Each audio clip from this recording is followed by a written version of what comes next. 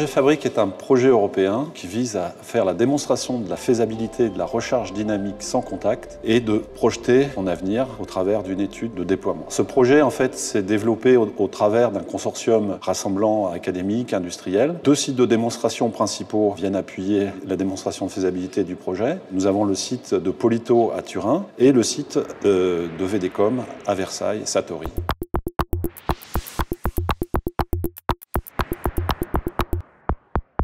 Le projet Fabrique vise à proposer des solutions qui permettent d'augmenter l'autonomie des véhicules électriques. L'infrastructure vient recharger le véhicule. Le verrou technologique principal, c'est d'effectuer une recharge à des niveaux de puissance, pour l'instant, qui sont plus importants que ceux qu'on sait faire en recharge statique. On fait partie des tout premiers à montrer la recharge à ce niveau de puissance, à 20 kW, et à ce niveau de vitesse, donc on est allé jusqu'à 100 km/h. Et on a pu également recharger 2 véhicules. Nous avons pu développer un système d'assistance au centrage, puisque pour réaliser cette charge dans des conditions optimales, il est important de suivre une ligne très précise. Le système est composé en fait d'un bobinage primaire qui est lié à l'infrastructure routière, qui est enfouie dans la route, et d'un bobinage secondaire qui est lié au véhicule. Lorsque l'on envoie un courant dans ce bobinage primaire, il génère un champ magnétique qui est récupéré par le bobinage secondaire du véhicule et transformé en courant pour alimenter la batterie en continu.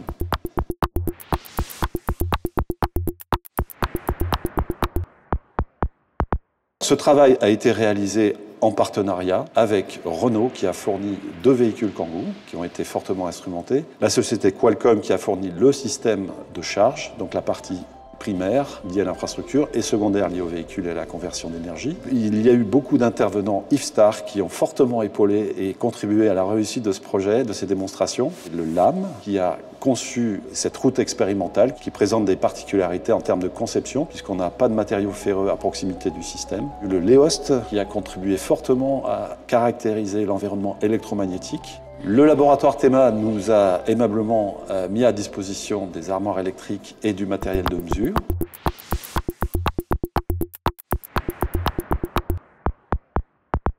Le prototype permet de montrer des caractéristiques qui peuvent effectivement laisser imaginer un déploiement soit sur des autoroutes, soit en zone urbaine ou périurbaine. Dans une dizaine d'années, on peut imaginer que l'on aura encore plus réfléchi sur la façon de concevoir ces systèmes, pas seulement la partie transfert, mais également la partie alimentation, la partie réseau, puisque il va falloir non pas des kilowatts, mais des mégawatts pour alimenter des tronçons d'autoroute de ce type-là.